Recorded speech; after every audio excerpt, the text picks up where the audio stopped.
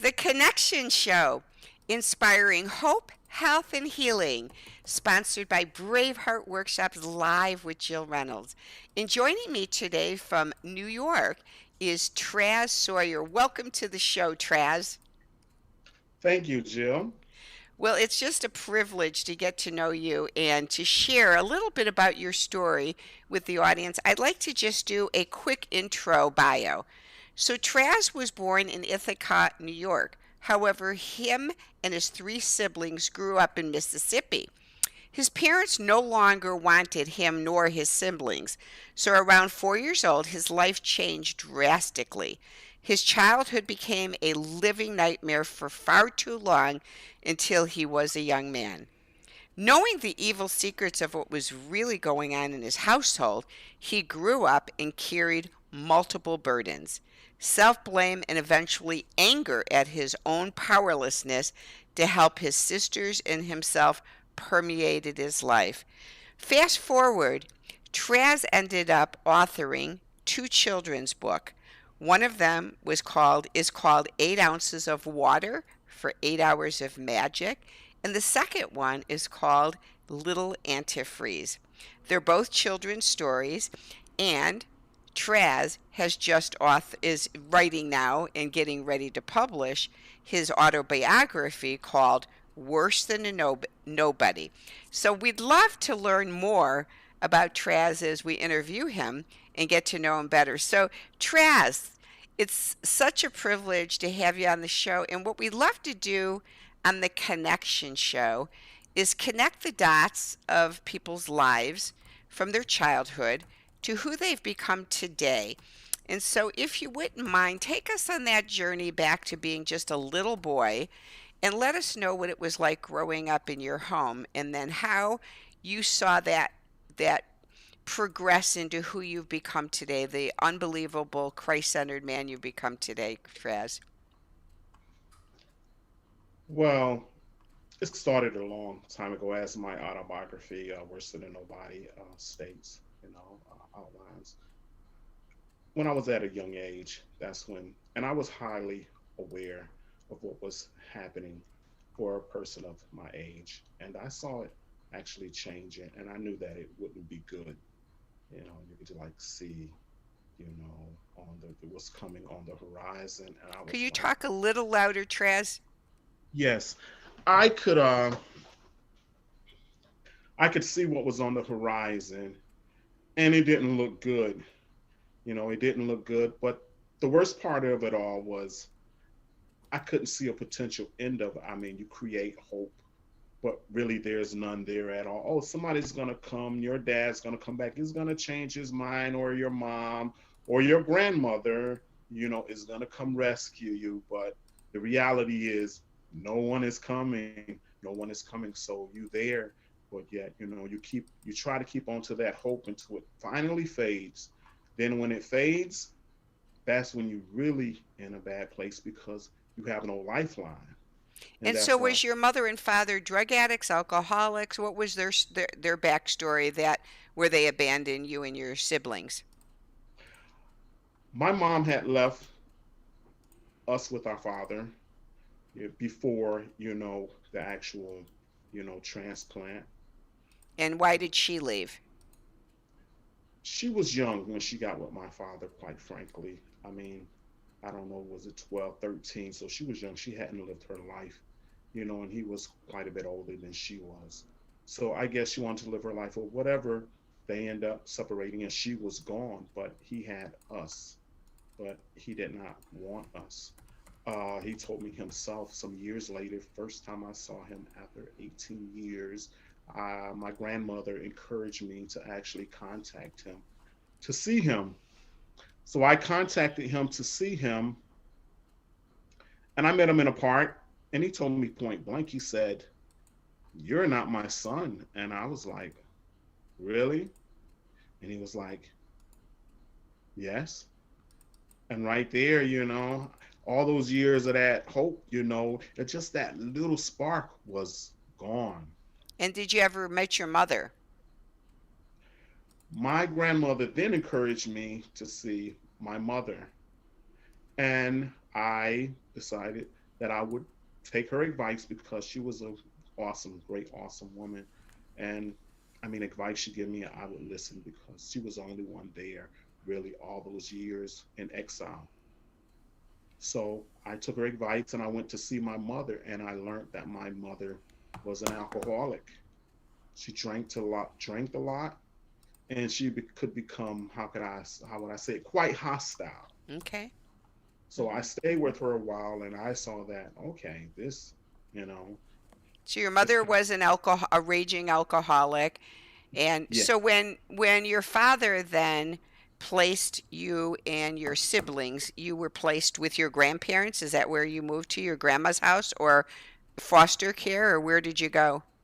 We were sent from Ithaca, New York to Mississippi with a step grandmother, she liked to call herself. Her name was Martha. And we went to live with her. She had also for a while kept our mother in Mississippi. So I guess that's how the connection was there for us to go to her. So that's where we ended up. So all of you were able to stay together in one home. We were. We Oh, were. that's good. So at least you didn't get separated from your siblings. True, yes. Yes. And so you lived with this step grandmother, and you lived there until you were an adult, 18 then, or how old were you when you left your grandma's house? I was 18 when my Mm-hmm. grandmother sent me a bus ticket, because I had been under the state's care and guardian care of Martha, step grandmother for all those years. But my real grandmother up here, biological grandmother, sent a bus ticket for me to come up here and stay with her. And Okay, that's so so from young age, 4 or 5 years old, you moved to Mississippi. You lived with Martha, and then your grandma sent the tickets. So you ended up in Ithaca, New York, with your grandmother. And so, what did you do from 18 on? What was your life like from 18 on? How did it evolve? well, my life from 18 on, I mean, things go in progression, as you know. One thing leads to another, leads to another, leads to another. So when the beginning of the lead is wrong, then somewhere along the line, you see that you need course corrections, but can you really make them? Or do you really see them? Because you could be so set that forward that you really can't see that you need a course correction. And those years previous to that, by the time I got 18, I mean, I was lucky to be able to read and write. I had been overworked, overstressed. So I had been mistreated, used, and abused By Martha? By Martha? by Martha and others as well. Okay. Um, but that was the situation. So jumping in right into it where you 18 years old, you had hardly gone to school in the last 14 years. I mean, all of a sudden, oh, you're going to go to college, or okay, well, I'm going to go to school. I need to get on track, knowing that you're going to be behind. And I was aware that I was so far behind. It wasn't something that I wasn't aware of. So I was. let's go back to that just for a moment. So how did that occur, Trez? Because again, you were what, 4 or 5 years old when you went to Mississippi to live with Yes, Martha, correct? correct. And so when you're living there in the normal world, you would enroll in kindergarten and first grade. And so what took place? What was that in between that took place? Did Martha raise you and your siblings by herself, or was she married? She was married for a while until he died. Okay. So while you're living with her, what happened where you weren't going to school and getting a normal education? What took place there? Work, work, work. I mean, you would go to school enough that the government checks would keep coming. Because if you didn't show up at school at least one time a week, and the government inquired, then that mean that she wouldn't get the check. So she made sure that we went to school just enough so that the government checks would keep Okay. coming. So Martha was more of a foster grandmother. She wasn't a biological grandmother. No, no. Okay, so she was a foster grandmother who took you in, and it sounds like she wanted to take you in to get the money from the government more than for love. Is that accurate, or was there love there too? I think that she took us in because she's seen a benefit not only from the government money, but also kids that could work, that could be manipulated and work. Hmm. And that's what she needed. She needed good, strong, subservient workers, children workers. Okay. So you and your siblings had to work hours a day, and then she would only allow you to go to school 1 day a week. Is that accurate?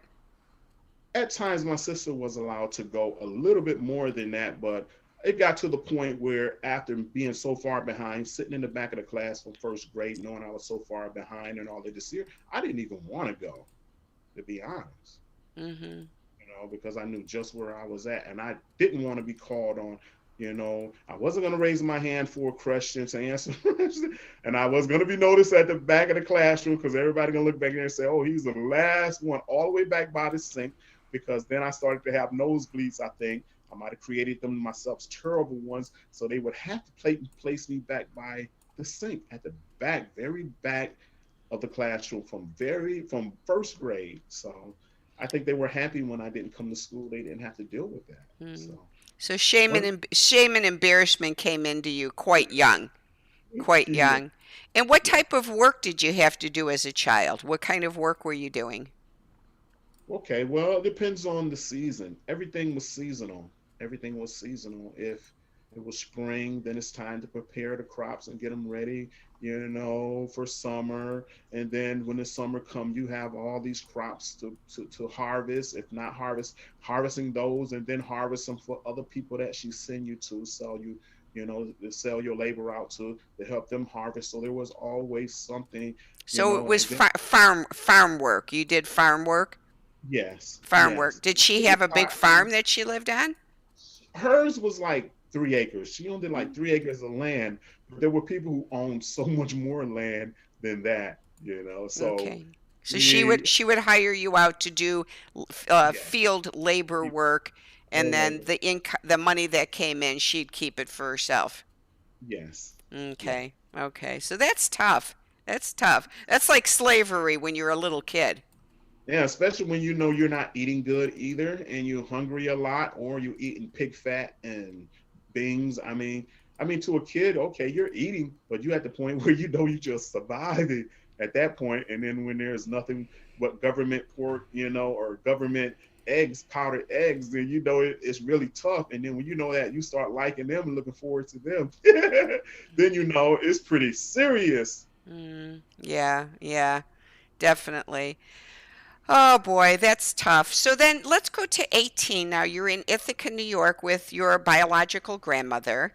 And so were you able then to start working at any type of an industry, any kind of way that you could survive, or how did you then take off your life at 18? I lived with my grandmother for a while, and she taught me a lot of things, especially about God, because I watched her. I wasn't trying to hear that God stuff, to be honest.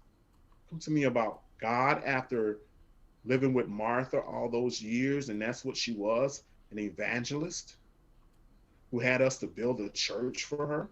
Yeah, the labor went to that point where we built a church, and she would preach the word of God, and she was good at it too, fire and brimstone. She would have the crowds going, and they would invite her all over the place to actually preach.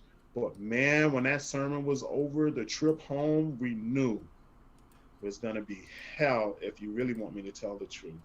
So So that's so how it was demonic Christianity. It was not it was Satan running the church. It wasn't God yeah, running the church. and I kind of rebelled against God.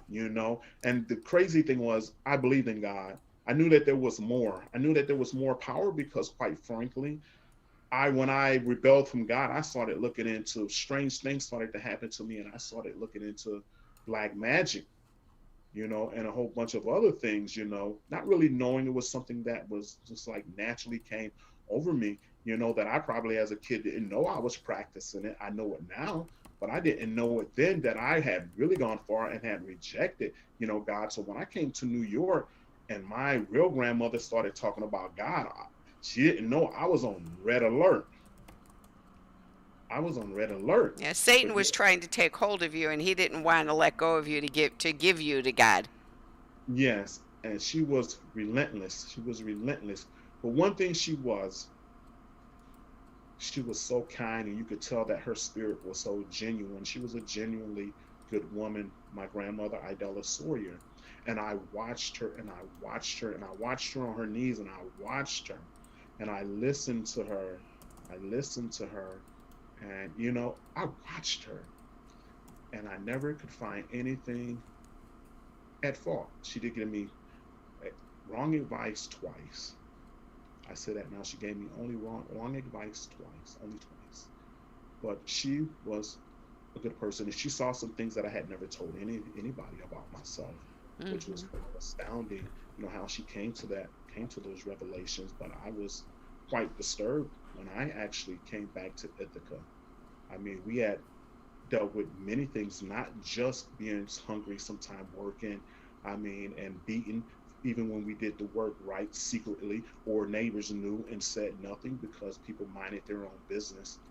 Uh, but Grandma Sawyer, I watched at her, and she was a really genuine good person. So I began to listen to her as she would watch all her television shows, Jimmy Hmm. Swaggart, Jim Baker. So you She started to have hope again for the first time. yes, You began to have hope. yes, yes, yes, yes. I watched her, but the truth was, I was still a mess because, to be honest, I was 18 years old when I came back to Ithaca.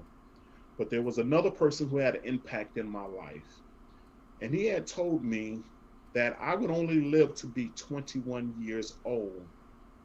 And he pounded that in my head. He brainwashed that in my head, and I believed it because life was bad. It wasn't good for me. It was bad, and I believed it. So that was pounding in my head. Okay, when I'm 18 years old, I got at the max 3 years to live. So you living out 3 years of your life. So you That's decided to party pretty hardy. what happens. I started to drink. I had when I was younger, I had drank a little bit. Had been to the bars because I could roam a little bit too, and drinking. So that's what it was. I mean, if you're thinking about work when you think you're going to be dead by 21, no, you're not thinking, oh, I got to go get a job or I'm going to fix myself up to go to college. I'm going to become a doctor, a lawyer, or some great thing. No, I'm dead at 21. My life is closer to being over. Okay, so Now, then what? you went down that path then of Yeah. drinking. Did you go down the path with the drugs then too as well? No, no, I didn't go down the path with the drugs. That Mm. came later. Okay. That came later. That came later.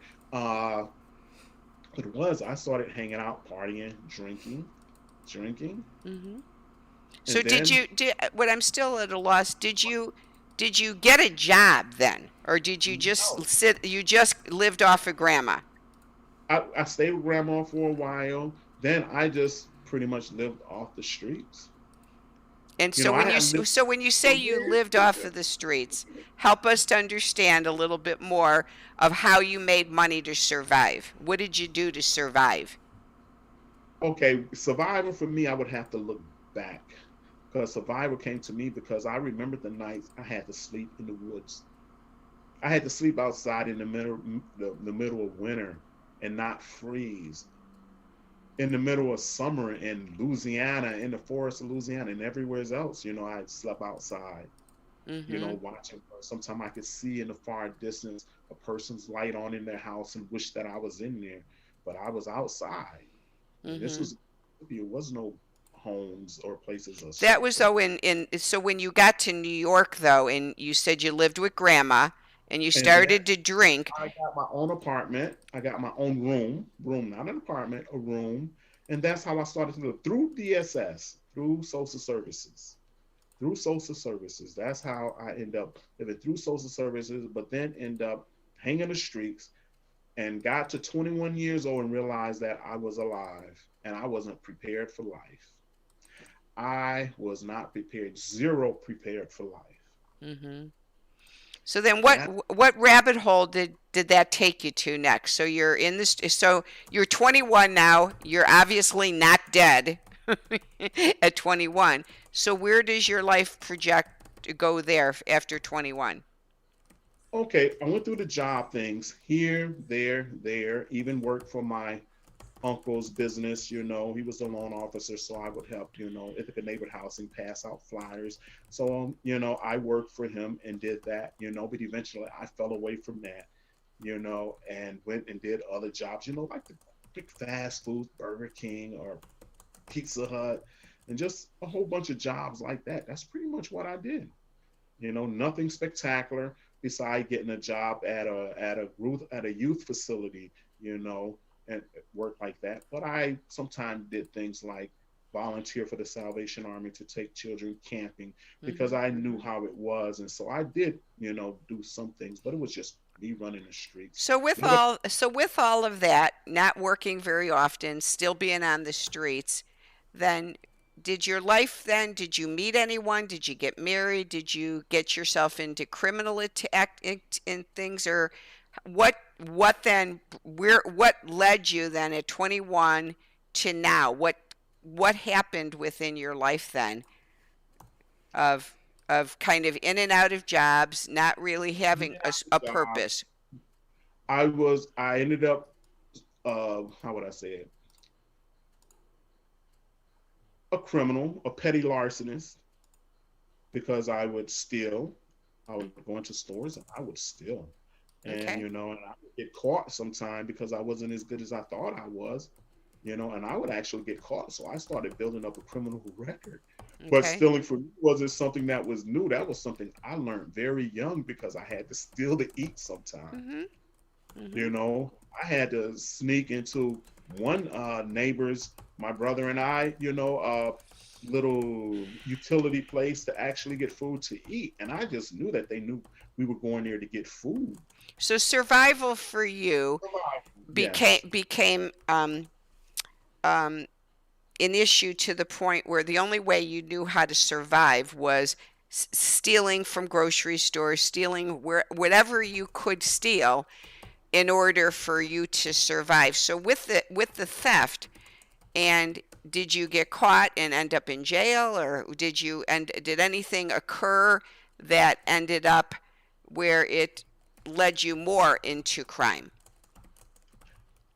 Well, I wouldn't say per se that I stole, to survive early on. I stole because I had a habit. First of all, I think that I developed an addiction to petty larceny, to be honest, because I was so powerless when I was young. So to go somewhere and be able to actually take something was I mean kind of empowering. Okay, I could be say I could go do this after. And then you could start to excuse it. Well, this was done to me back then. So therefore you could start to feel justified about what you do at that time. Hmm. So that's what I was doing. I was finding justification, and sometimes it wasn't even for survival. Sometimes it was, but it always It became wasn't. an addiction to steal. So did it ever lead you into trouble of arrest in jail time? Oh yes, I stacked it up some petty larcenies. I stacked it up some petty larcenies. Yeah. Okay. Okay. So then when you got out of you did in and out of a few little things in jail. So tell us what else happened after you got in and out of jail. Did you meet anyone? Did you then get a job or what took place then? There were, like I said, in between jobs here, doing this, doing that, bouncing around. So it wasn't, well, I'm gonna get out of a job, I'm gonna get out of jail, I'm gonna course correct, and I'm gonna get a job. No, it's whatever jail time you do it, and then you get out and you back where you at square one. So it's always square one, the starting point. It was Mm-hmm. always the starting point. Okay. Yes. So how long then did you keep getting in and out of jail? When did that finally end? That ended when I got locked up for 20 years to life. For petty larceny? No, no, for murder. And how did that occur? That's a subject that I had no clue you was gonna ask that one. I actually thought that you was gonna bypass that one because I haven't talked about that publicly Oh, because okay. I know it could rub a lot of people the wrong way, and the truth actually hurt people, and people would want to hurt you and kill you for the simple facts of the truth because that's what love is and Mm-hmm. missing someone cause. But you asked that question, and I know people probably have wondered why he never talk about it, why he never talk about it. But you're the first to ask me publicly about it, so you'll be the first to get an answer. And I would say, point blank, 100% truth, that someone tried to hurt me with a metal bar. I grabbed the knife and swung the knife, not knowing that I actually located it.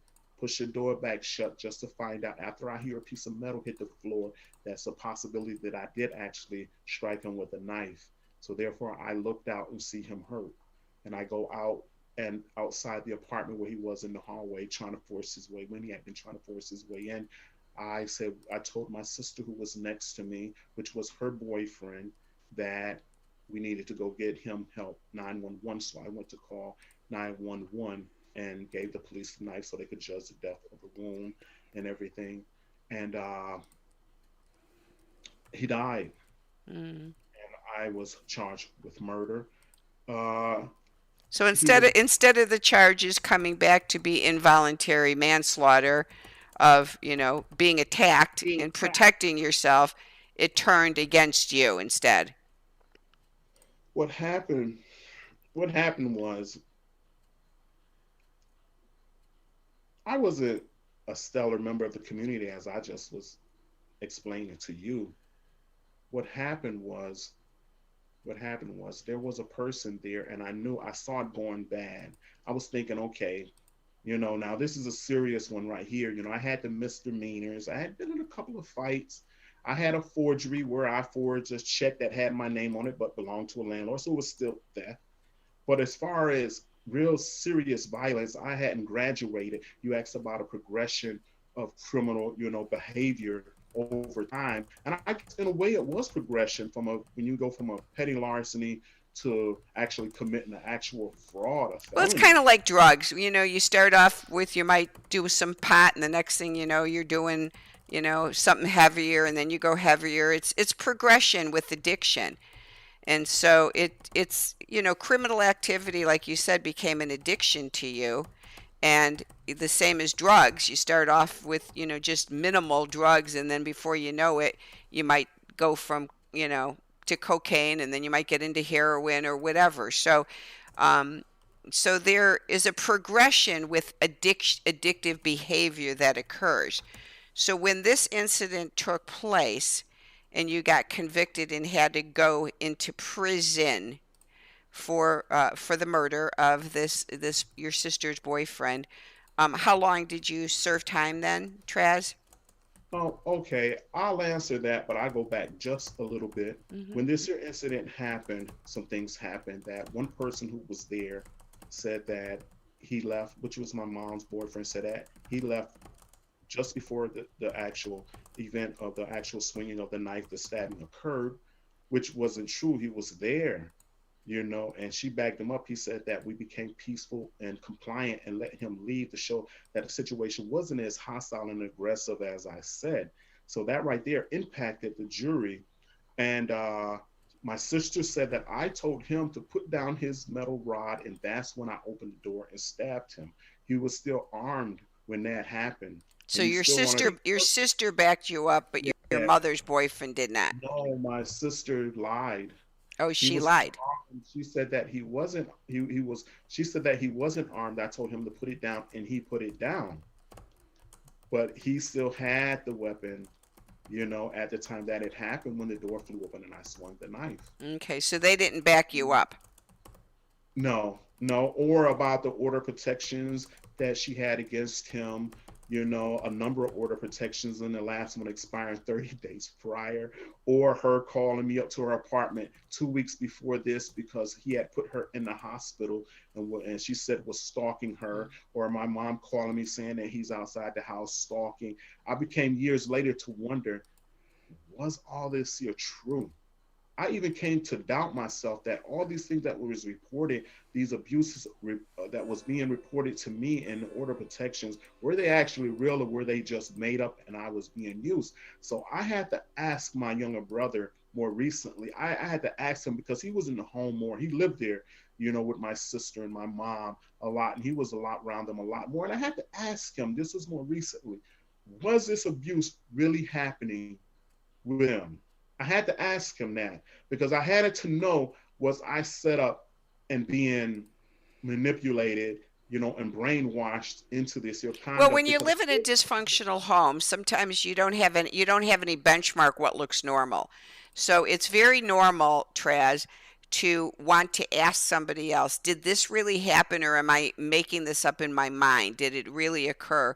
And so that's a normal question in a PTSD traumatic environment to want to know, um, did this really occur? And I went through this exact same thing where I had to ask a neighbor, could you tell me when we lived in our neighborhood and this I remember and I remember this, did this happen or am I making it up? And she goes, oh no, it totally happened.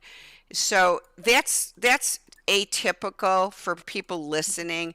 When you're raised in a very severe post-traumatic stress disordered home as a child, when you become an adult sometimes and you start having these memories that come crashing back, you want to have somebody verify, did this happen or am I dreaming this? And so that's normal, Traz.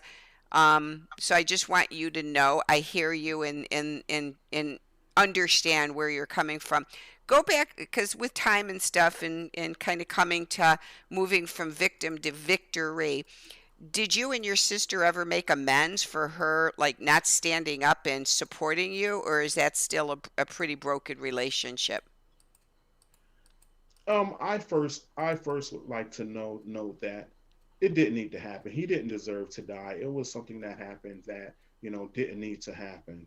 Maybe had I called police, it probably would have avoided it. So there's ways to avoid it. It happened. It didn't, and he didn't deserve it. And I actually liked it, his mom a lot and his sister. So and I understand people anger when something like that happened. What happened. I can only say the truth or what Hmm. actually happened. Well, And for you, it was an accident. It wasn't like you intentionally went after this guy and said, "I want to kill you." You were protecting yourself. You thought you were protecting your sister. Not that murder is justifiable, but just to go to that. So with what happened, and then your sister is not supporting you in the court of law. Where are you and her at today? okay, okay. To get back to your previous question, and I'll move forward. I listened to her tell her lies at court. Then I hear my mom water everything down. Um, and then I heard the judge say guilty from an all white jury.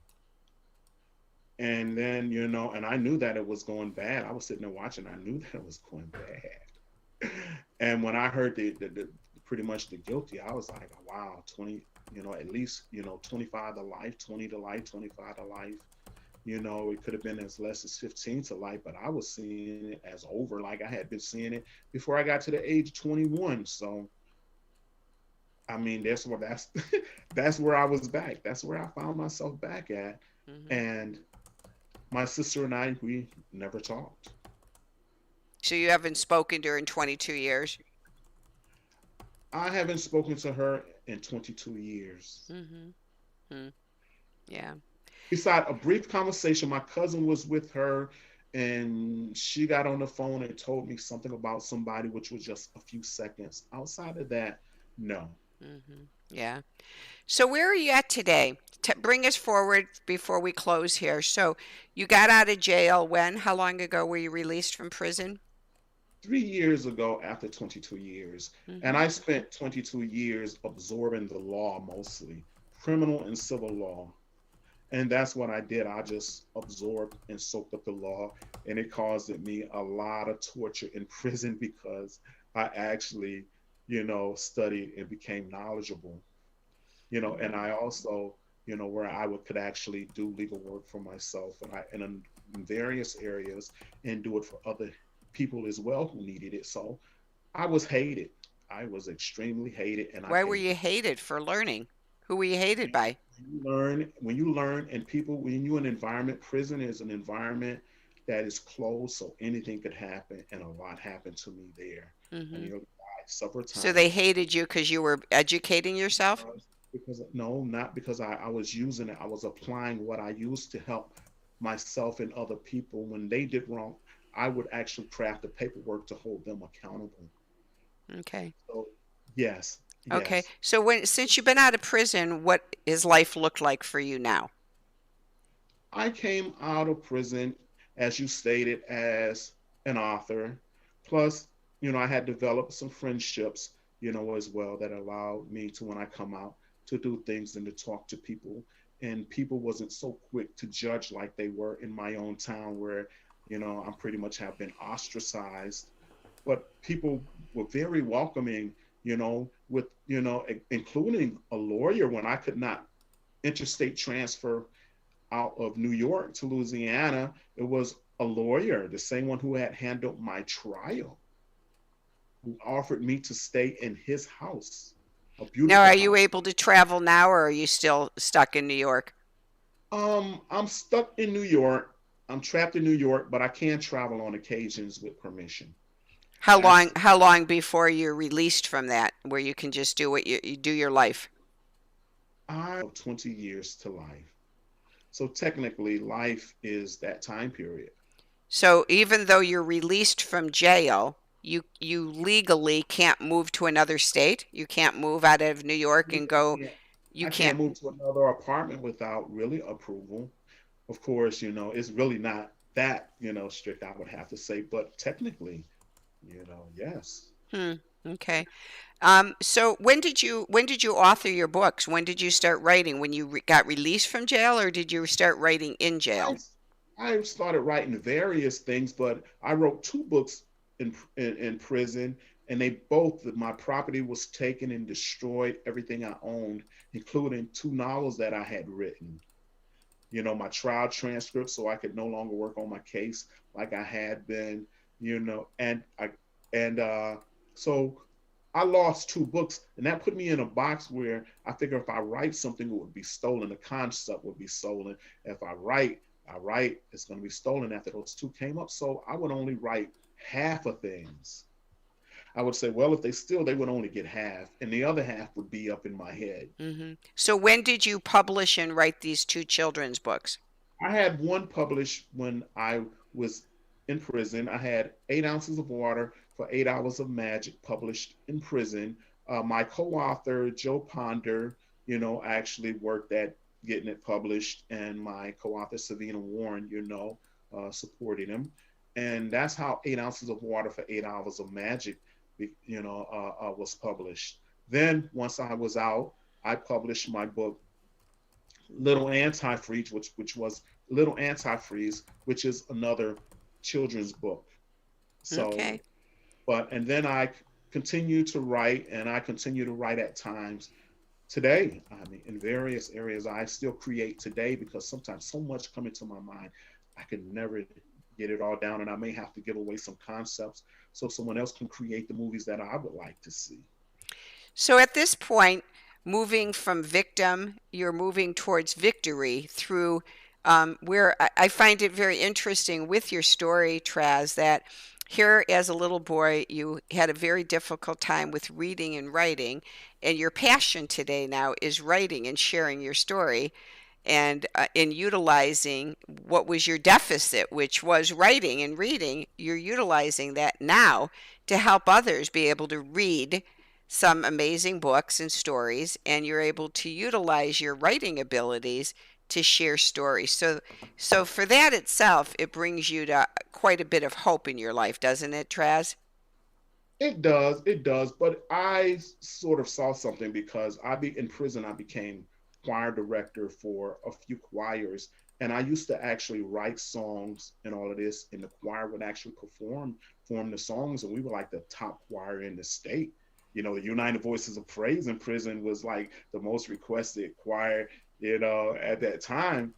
And I was actually producing original songs and music for the choir, and they actually loved singing my songs. He chose me through the years, and just a number of other songs that I actually wrote and produced through the choir.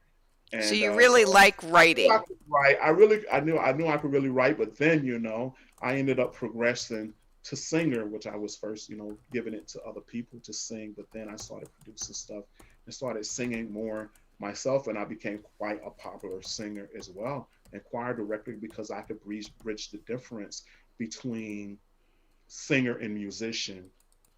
Because I had to teach So you like kids to at sing, least something, so you like to sing now, you like to write now, and you have the And I new and love you're practice on the piano. So I mhm. really don't haven't done much of that in years, but I could still, how would I say it, compose if I must, you Yeah. know, on the keyboard or piano if I must. I could still compose music. So Yeah. Well, I'd love to show the audience your bio. So I'm going to pull pull the bio up, and here is Trazz, and he's now doing some consulting, and he says he's a singer and author, songwriter, musician, and he loves to plan things and events, and this is how to reach out to him. And so at this point you're moving towards trying to get your life story published and then made into a movie, I understand. Is that correct? oh no, no, no. I was also a script writer in jail, and at some point that may happen, but I don't think I'll be too close for it for me to actually shoot worse than nobody into a movie. I don't think that I could actually do that. But I am, preparing to actually shoot a film that I wrote a script, which is Fire, where my autobiography is real life. Fire is a fictional piece, but it's based on things that I actually saw that I've Okay, actually so seen. the book Yes. you're writing, Fire, is not your life story. It's a screenplay. No, it's a screenplay already written. I'm just getting it cleaned up right now, but it's a screen and adding some scenes because some people have come on board, and so it's an actual screenplay that I wrote a while back. So that's what Fire is. But Okay. my book, Worse Than Nobody, is an autobiography that will be coming into print, as well as the sequel to 8 Ounces of Water for 8 Hours of Magic. Both of those. So you keep writing. Yes, Okay, yes. awesome. Well, thanks so much for joining us and sharing your story. And for everyone that's listening, hope, health, and healing, I feel, is just so imperative this year, especially moving into the new 2022. And we really enjoy connecting story of hope in people's life and how their story has led them to health and healing and then moving from victim to victory. And so thank you so much for being transparent, Traz, and like you said, sharing something you've never shared before is just, I'm sure it will touch people's hearts who themselves have fallen into the same kind of lifestyle that you did. And so when we hear story, it's so important, I believe, to listen for story and look for similarities in story instead of differences. Because many of us have similarities. Maybe you haven't been to jail or prison or murdered someone like Traz had this incident happen. But there's certain stances in his story that you can connect the dots of his story to your own life and look for the similarities so that as you hurt him, we hope that it will heal some pain and brokenness within your own life. So thanks so much, Trash, for your vulnerability in sharing your story with us today on the Connection Show. You're welcome, Jill, and thank you as well for Okay. having me on Thank you. that. Have a blessed day, everyone. Bye now. Bye bye, everyone.